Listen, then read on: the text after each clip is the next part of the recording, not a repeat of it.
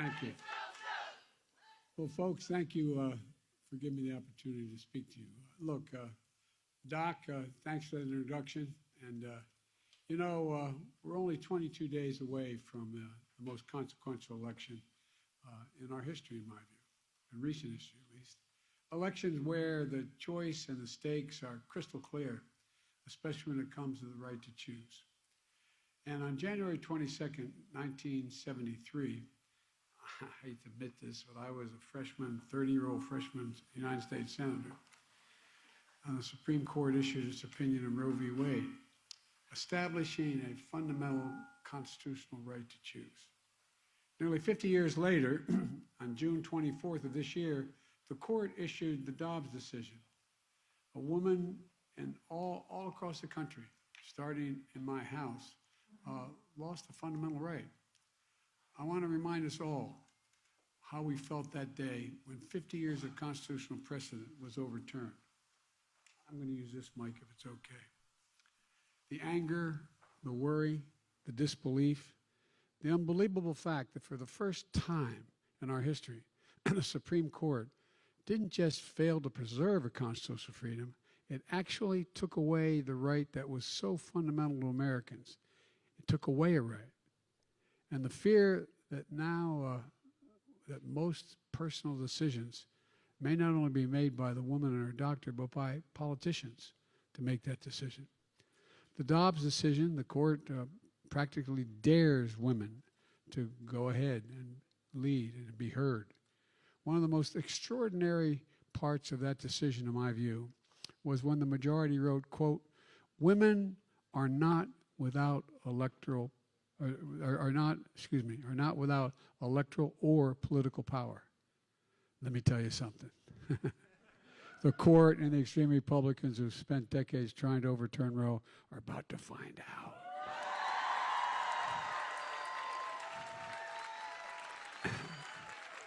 As they say in one of the towns we grew up, they ain't seen nothing yet. Just take a look at what happened in Kansas. And come this November, we're going to see what happens all over America, God willing. You know, it's only been 4 months since the Dobbs decision, but we're no longer have to imagine the chaos and the heartache it's causing. In just 4 months, abortion bans have gone into effect in 16 states.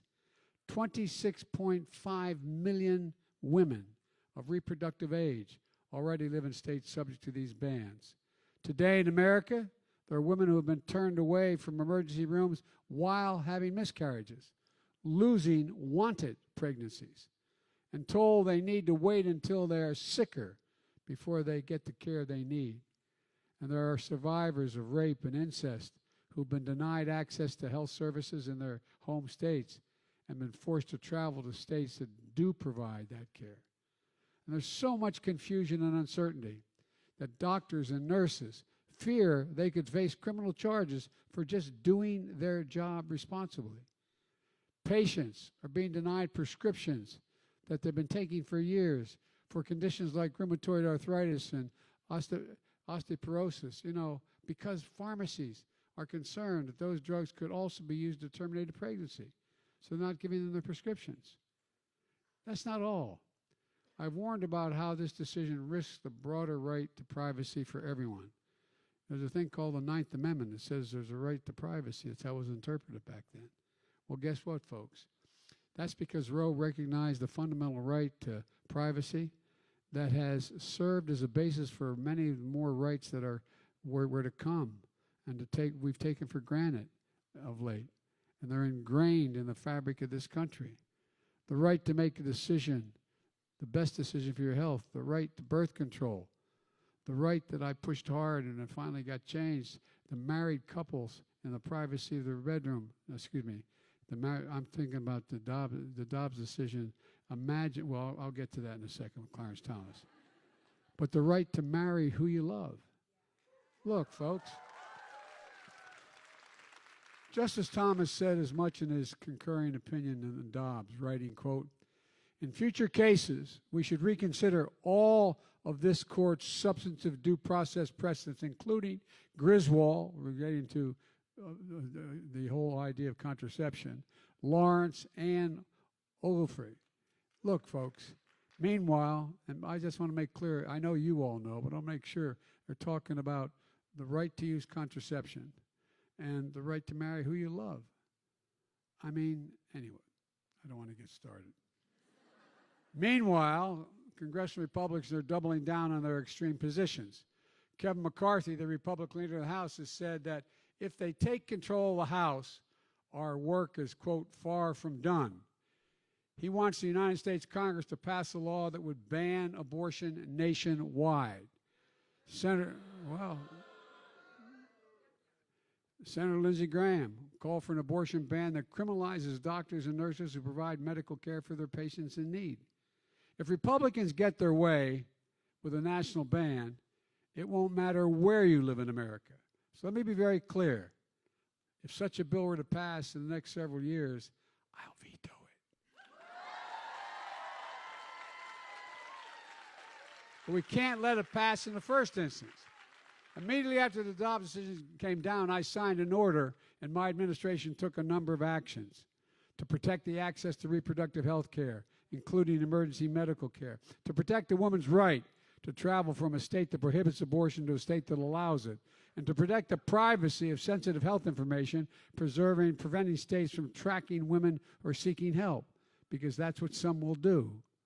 But as I said when the Dobbs decision, we're fighting a battle in the courts as well. But as I said in the Dobbs decision, when it was released, I want to repeat it again. The only sure way to stop these extremist laws that are put in jeopardy women's health and rights is for Congress to pass a law. And I've said before, the court got Roe right nearly 50 years ago, and I believe Congress should codify Roe once and for all. Right now, we're short a handful of votes. If you care about the right to choose, then you got to vote. That's why in these midterm elections are so critical to elect more Democratic senators to the United States Senate and more Democrats to keep control of the House of Representatives.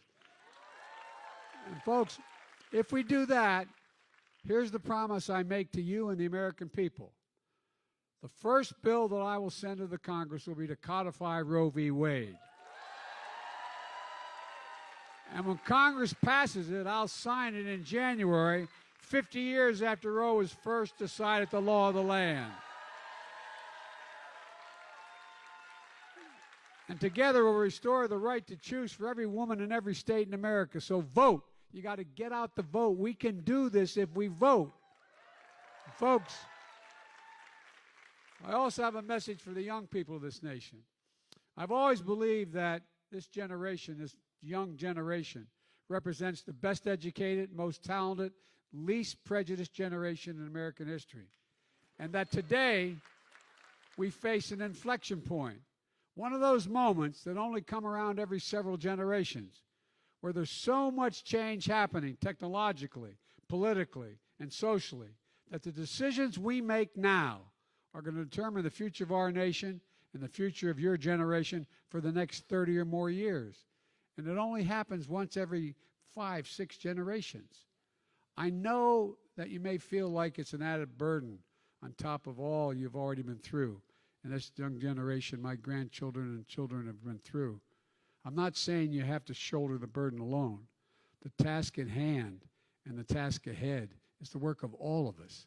What I am saying is you represent the best of us. Your generation will not be ignored, will not be shunned, and will not be silent. Just look at what happens when you speak out. 2 years ago, perhaps many of you voted for your first time in an election or volunteered for your work in your first election. You understood the choices and the stakes. And because of your experience and power to vote, you elected me president and Kamala vice president, the highest ranking woman ever to be elected in American history. And since then, with your help, we've delivered enormous progress for the nation. The most significant gun safety law in 30 years. And by the way, if you give me a Democratic Congress, we're going to ban assault weapons again. I did it once, I'm doing it again. And the most significant infrastructure law in 70 years. have us, you know, we ranked up like in the 20s in terms of infrastructure. In the United States of America, for God's sake. We made the most significant commitment ever in all of history to protect our environment. Ever, ever, ever. $360 billion. And with your help, we're forgiving student debt. By the way, we really worked hard to get the system right as to how you apply. Just since yesterday, 4 million more people applied.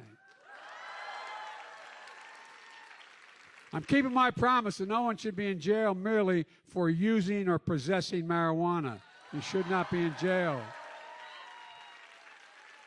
Together, we're making sure our democracy delivers for people, but we know there's much more progress that needs to be made. And we know that there remains real options. In 2020, you voted and delivered the change you want to see in the world. In 2022, you need to exercise your power to vote again for the future of our nation and the future of your generation. So let me close with this. I'm asking the American people to remember how you felt that day the extreme Dobbs decision came down and Roe was overturned after 50 years. And I'm asking you, and by the way, it's not just affecting your young generation. It's affecting children, moms, grandmoms, grandpops, all the entire generations, all the way across the board. And I remember asking, I want you to remember that the final say does not rest in the court now. It does not rest with extremist Republicans in Congress. And finally say about your right to choose that it rests with you. And if you do your part and vote, Democratic leaders in Congress, I promise you, will do our part. I'll do my part. And with your support, I'll sign a law codifying Roe in January. Together, let's remember who we are. We are the United States of America, and there's nothing beyond our capacity. So vote, vote, vote. God bless you all, and may God protect our troops. Thank you. I'm sorry.